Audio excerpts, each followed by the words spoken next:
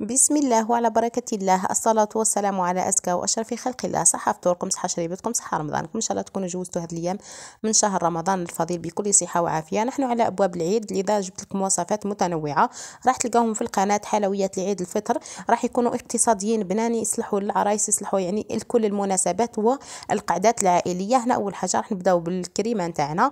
درت هنا 3 حبات تاع بيض متوسطين في الحجم بدرجة حرارة الغرفة، زدت لهم كاس معمر مليح تاع السكر، لأنه راح نديروا يعني القوت تاع السيترون، راح نخدمو بالسيترون، راح يجيك حامض يعني ديري حسابك. راح نزيدو مغرفه تاع الفارينه ولا النشا حسب اللي متوفر عندك، مرحبا به. راح نزيد لهم نصف ملعقه صغيره تاع الملح ولا رشه تاع الملح، ونزيدو زوج قوبلي ولا زوج كيسان بهذا الحجم نتاع الحامض. واللي ما عندهاش هذا الكاس تخدم بالكاس العادي، دير كاس ونص تاع القارص. بالنسبه للقارص راهو الاسعار تاعو يعني جد مقنعه، الاسعار تاعو متوسطه يعني في متناول الجميع. على بها جبت لكم هذه الوصفه اقتصاديه للعيد، تحمر لك وجهك، خاصة يعني للهبات تاع العيد، يعني كي يجيبوا لك الضيافة تاع العيد وكل شيء، هذه تحمري بها وجهك وبنينة بنينة. واش حنحكي لكم على البنة؟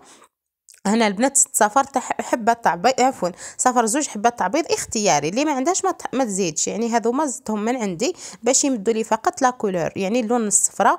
واللي عندها ملون غذائي اصفر ولا لازاست يعني الملون تاع القارص، القوت تاع القارص هذاك اللي يلولوا به تزيدوا. هنا فقط انا زدت صفر بيض، يعني في بدل الصفر، عفوا شتون تلفت لي كامل الهضره، في عوض يعني الكولورون حطيتهم على النار، خليتهم يتسبكوا مليح يعني حتى نتحصلوا على قوام يكون كريمي. تبقاي تخلطي فيها ما تغفليش عليها كامل على النار. من بعد كي تحصلت على القوام المناسب، ديروا في بالكم بلي كي تطفيوها تزيد تختار شوي، وديروا في بالكم بلي كي تحطوا لها لا مارغرين تزيد تطلق شويه. راح نزيد لها مغرفه صغيره تاع لا مارغرين، اللي متوفر عندك زبده ولا مارغرين حطي مغرفه صغيره، مغرف يعني تكون متوسط الحجم، ونبقى نخلط فيهم. هنا جبت 150 غرام تاع لا مارغرين ولا زبده يعني الجاتو. راح ندير نصف العلبه تاع لا مارغرين، راح تكفيني يعني ندير بها حجم يعني يكفي هكذا. اللي تحب تضاعف الحجم اكيد راح تزيد تضاعفه، كل وحده على حسب الرغبه. راح نزيد 3 مغارف تاع لا سكر كلاس ولا سكر ناعم. بالنسبه هنا للكيلات اكيد تضاعفيهم، اذا ضاعفتي الحجم اكيد راح تزيدي تضاعفي الكيلات تاعك. راح نزيد لهم هنايا قرصه تاع ملح. بالنسبه للملح ديما لازم تحطوه في الحلويات تاعكم، راح يوزن لكم الطعم، يعني الملح يزيد في القوت 90%، يعني ما شاء الله هو اللي يوزن لك الطعمه كامله. راح نبدا نخلط فيهم هكذا بالمغرف ولا باليد. هنا فقط ما صلحتليش نخدم لكم باليد، يعني للتصوير فقط، والكميه قليله. تقدري تخدمي من بالباتر ولا يعني الطريقه جد بسيطه هكذا. ندير لكم بالمغرف. اللي ما عندهاش كامل هذوك الاجهزه الكهربائيه راح تلقى روحها يعني دير الوصفه بكل سهوله. هنا راح نجيب لازاس تاع نص حبه تاع قارص. اللي ما عندهاش لازاس تاع القارص، عفوا مستحيل ما تكونش عندك لازاس تاع القارص وانت حتخدمي بالقارص، ولا ديري يعني الفانيلا. هذه كل وحده يعني على حسب الرغبه تاعها، كل وحده على حسب المتوفر عندها. انا نمد لكم كامل واش هما يعني الحوايج اللي تقدري تبدلي بهم، واش هما الحوايج اللي يغيروا لك الطعم والحوايج اللي ما يغيرولكش في الكو. يعني كامل الاحتمالات راح تلقايهم معايا باذن الله. ما تنسيش جمع اشتراك القناه وكلمه طيبه وزينه كي وجهك وخديدتك في خانه التعليقات. واي حاجه تجي في خاطركم خليوها لي في خانه التعليقات. راح نزيد 2 مغارف تاع الزيت، زيت المائده العادي، وراح نبدا نخلط في المكونات مليح مع بعضهم حتى تمتزج نهائيا. يعني هذيك الزبده الزيت عفوا تمتزج في الزبده ولا في المارغرين تاعك تولي ما تبانش. في هذيك المرحله يكون يعني الحشو نتاعك ولا يكون العجين تاعك يعني ما شاء الله واجد. من بعد كطيبيه مستحيل يطلق لك الزيت ولا يعني تلقاي فيه حاجه واحده اخرى. راح نزيد حبه تاع بيض كيف هنا كل مره نزيد حبه، عفوا كل مره نزيد مكون باه نخلط مليح. ما تلوحوش المكونات مع بعضهم كيما راهم، يعني تبعوا الخطوات هذو باش تجيكم العجينه تاعكم هشه خفيفه لدرجه ما تصوروهاش. راح نبدا بالطريقه هذه. اللي عندها الفوي اكيد الفوي راح تنقص عليك الخدمه. راح تبداي تخلطي حتى تتحصلي على قوام يكون كريم، يعني تدخلي كامل هذيك البيض في هذيك يعني المارغرين تاعك. بالنسبه لحجم البيضات تكون متوسط الحجم، اذا كبيره معليش، المهم ما تكونش صغيره بزاف. وراح نبداو هنا نضيفوا في الفرينه. هنا الفرينه قاعده نحط بالمغرف هكذا يعني باه نعرف القوام اللي نحتاجه. هنا حطيت اول 3 معالق عفوا تاع الفرينه. راح نزيد لهم مغرفه معمره صغيره تكون معمره تاع الباكين باودر. شفتوا البنات لفت لي كامل الهضره والله لا فيديو، يعني ريحتها كامل في الغلطات تاع الهضره. معليش المهم تكون يعني الفيديو تكون واضحه عندكم. راح نبدا نخلط هذيك الباكين باودر ولا خميره الحلويات في المكونات نتاعي، ونبدا نحط في الفرينه بالتدريج. بالنسبه للفرينه راح تدي منك حوالي 2 كيسان تاع الفرينه حتى 2 كيسان ونص، يعني حتى تحصلي على قوام يكون كي قوام الصابري. يعني ما تنشفيهاش مليح. شوفوا البنات القوام نتاعها كيف يجي، ما نشفيهاش مليح وما نخليهاش طريه بزاف. شوفوا هذا القوام هو القوام المناسب. راح نجيب لي مول المول تاعي تاع لي طاغطولات ندهنهم بلابيل ولا بلا مارغرين مليح كيما راكم تشوفوا. الله باش من بعد غير تقيسيهم يطيبوا ولا غير تقيسيهم يتنحاو معك كي يطيبوا، يعني كي يوجدوا يكونوا ساهلين باه تنحيهم. راح نبدا بهذه الطريقه، يعني اللي تحب ديرهم تخبزهم كامل على بابي سيلوفان من بعد تبدا تقسم، ولا ديري بالطريقه هذه يعني كل حبه ديريها وحدها تخبزيها في يدك ومن بعد توزعيها على كامل المول تاعك. راح نديروا الجوانب يعني نضموا شويه الجوانب باه يلصقوا في بعضهم، وحاولي يعني المنتصف تاعها ما ترققيش بزاف، يعني هذاك اللب تاعك ما ترققيش بزاف باش يجيوك لي طاغطولات تاعك يجي فيهم الكاطو، لانه حتى لي طاغطولات كيجيو هشاش بزاف يعني غير تهزيهم يتفتفتوا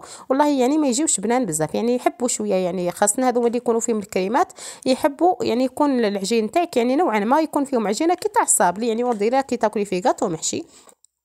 بالفرشيطه راح نبدا نثقبهم بهذه الطريقه، يعني ندير كامل الحجم اللي عندي ولا كامل الكميه راح نثقبها ونحطها في الفرن على درجه 200 درجه من الفوق من التحت عفوا كي يحمروا نديرهم شويه من الفوق، ومن بعد يعني نحطوهم ما تنحيوهمش هما سخونين لازم تخليهم يبردوا تماما. هنا راح نمد لكم يعني كيفيه صنع الميرينغ بالتفصيل. الميرينغ اللي تخديه على النار ينجح لك 100%. اول حاجه هنا البنات راح نجيب الكاسرونه تاعي ولا نجيب الحاجه اللي تتحط على النار عفوا، راح نحط فيها حبه تاع بيض. هنا نوزن حبه تاع البيض سواء درتي حبه سواء درتي زوز، المهم هزي الوزن تاع البيض من بعد نردو للزيرو ونهز الضعف تاعو سكر عادي يعني سكر الحبيبات. يعني هنا عندي 75 غرام راح ندير 150 حتى ل 155 يعني هذو من الغرامات الزايدين غير شوي معليش.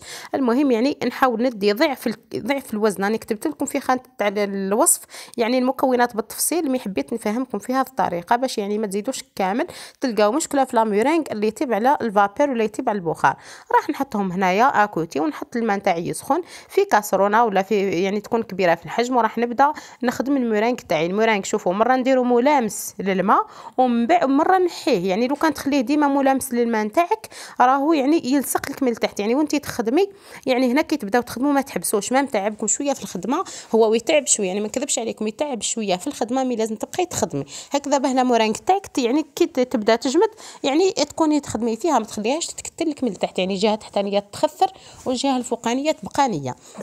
هكذا البنات نخلطوا. قلت لكم مره نحط الكاسرونه تاعي اون كونتاكت مع الماء ومره نهزها. شوفوا بهذه الطريقه يعني ما تخليوهاش اون كونتاكت مع الماء باه ما تغلبكمش، لانه ثم يعني يجمد معاكم البيض ثم يعني يتشكل الميرينغ تاعك، وما تخليهاش يعني الفوق، يعني الفوق راح تجيك العمليه ابطا وابطا، مره لتحت مره الفوق حتى تحصلوا على ميرينغ يكون يعني بالقوام المناسب. لازم يدير لك هذيك منقار العصفور ولا كيفاه المهم واش يسموه. هنا سرعت لكم في الفيديو باه تشوفوا، خليت لكم بالعاني ولا خليت لكم يعني باه تشوفوا الفيديو بالتفصيل. راني سرعته معكم ماشي وخليته لكم باه تشوفوا، راني ما نقصتش معكم هنايا اللقطات باه تشوفوا بالتفصيل. شوفوا البنات هنايا بعد ما سرعت لكم الفيديو شوفوا راهو بدا يتشكل الميرينغ تاعي. راح نبدلوا الوقت فقط. ما تنساوش دعموا اشتراك القناه للمره الثانيه وكلمات طيبه كما نتوما. شوفوا في الفيديوهات يعني الماضيه راني حطيت لكم قطوات للعيد، حطيت لكم وصفات مختلفه لعيد الفطر، وحطيت لكم باذن الله روتينات رمضان، روتينات متنوعه تشوفوهم وتستفادوا منهم ان شاء الله. هنا الكريمه نتاعي بعد ما بردت تماما يعني تخليها تغطيها بساشي يكون اون كونتاكت معاها، اون كونتاكت يعني مع الكريمه بالضبط. وهنا لي طاغطولات تاعي بعد ما بردوا راح نبدا نشكل فيهم. بالنسبه للتشكيل تاعهم من المستحسن انك تشكليهم ولا تشكليهم يعني بعد ما يبردوا تماما المكونات نتاعك ما عدا الميرينغ راهو يفوت يبرد يجمد يعني يحكم روحه ويعود يصعب عليك الخدمه، لازم تخدميه هو دافي. وراح نبدا نشكل بالميرينغ. هنا بالميرينغ فقط ما درت لكمش طريقه التشكيل لاني غنجقت الحاله ويعني بلا بوش قديمه وكل شيء.